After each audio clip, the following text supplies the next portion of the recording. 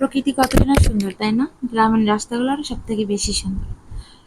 তো তোমরা যে যেখান থেকে ভিডিওটা দেখতেছো, ইউটিউব থেকে দেখলে সাবস্ক্রাইব করবে, ফেসবুক ইনস্টা থেকে ফলো করবে, নিশ্চয়ই যেখান থেকে দেখতেছো সেখান থেকে ফলো করে রাখবে। তো হ্যালো এভরিওয়ান, আসসালামু আলাইকুম। সবাই কেমন আছো? আলহামদুলিল্লাহ, আমি ভালো আছি। দেখতে পাচ্ছ গ্রামের রাস্তাগুলো কত সুন্দর, গ্রামীণ দৃশ্য। এই যে বাসাটা দেখতেছো না, এটা কিন্তু ভূতের বাড়ি। এই বাড়িতে কেউ থাকতে পারে না। শুনেছি যে এই বাড়িতে কেউ থাকলে খাট সহ নাকি এই জমির ভিতরে রেখে যায়, মানে কোনোভাবে ওখানে মানুষ বসবাস করতে পারে না।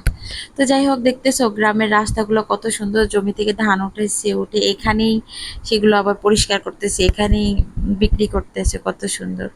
আর এই যে দেখতেছো না, কত সুন্দর বট গাছ দুইটা। এই দুইটা বট গাছের আসলে এখানে একটা মেলা লাগে। এই দিক দিয়ে সেই চুনের দোকান বসে এই পুকুরটাতে। আর ওখানে একটা মাজার আছে, এটা কি জানি মাজার বলে। যাই হোক, তা আমাদের এলাকাতে এটা, এখানে একটা বড় মেলা হয়, কিছুদিন আগে হয়ে গেছে, অনেক সুন্দর। আর দেখতে পারতেছো কত বড় একটা পুকুর এখানে, বিশাল বড় পুকুর, অনেক বড়। এই পুকুরে সম্ভবত ওই যে কি জানি চাষ করে, ঝিনুক চাষ করে, চাষা না কি একটা বলে, চাষা, ওগুলো চাষ করে। তো যাই হোক, দেখতেছো আমি একটু পানিতে হাত দিলাম, মানে এত ভরপুর পানি। এখানে যদি কেউ পড়ে, ওঠার আর অবস্থা নেই সাঁতার না জানলে। দেখো গাছগুলো কত বড় বড়, কি ভয়ঙ্কর। আমার তো অনেক ভয় লাগতেছিল। যাই হোক, এমনি আমার সমস্যা হয়, এখানে চুল ছাড়া ছিল, আবার বেঁধে রাখছি। আর দেখতে পাচ্ছ এই বট গাছের মানে কত বড়, এগুলোর অনেক বয়স, অনেক দিন হয়ে গেছে এগুলা, মানে।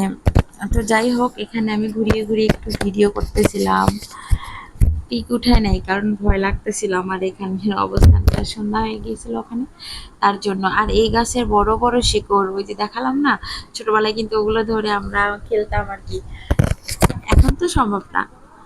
তো দেখতে পাচ্ছ এই যে এগুলা, এগুলা বড় বড় চুলের মতো দেখা যাচ্ছে, এগুলো ধরে কিন্তু আমরা খেলতাম, তাই না? তো এই তো দেখালাম তোমাদেরকে গাছটা ঘুরিয়ে ঘুরিয়ে। আসলে এগুলোর অনেক বয়স।